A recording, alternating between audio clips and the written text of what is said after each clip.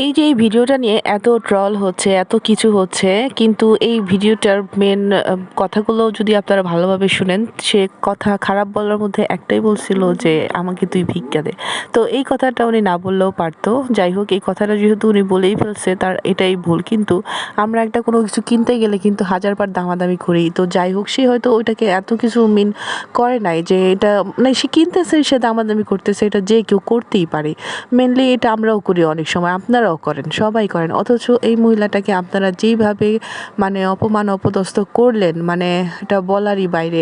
এগুলো ভালো করে শুনেন, তিনি কিন্তু ফুল দিয়েও দিতে চাইছে। তোর ফুল তুই লইয়া যা।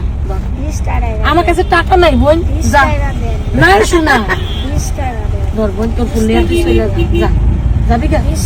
টাকা নাই, 20 যা।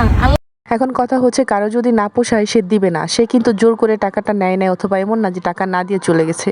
সে আমরা সব সময় আছি যে সবাই নিজে কিনে জিততে চাই, হয়তোবা সেই ওই জিনিসটাই খেয়াল করছে। অনেকে হয়তোবা আমরা ভিক্ষাও দিই দয়া করে, আবার অনেকে টাকা বেশি দিয়ে দিই, এটা হচ্ছে যার যার ইচ্ছার উপর ডিপেন্ড করে। কিন্তু এটা নিয়ে তাকে এতটা ট্রল করার কোনো মানেই হয় না, আর এতটা ছোট করার কোনো মানেই হয় না।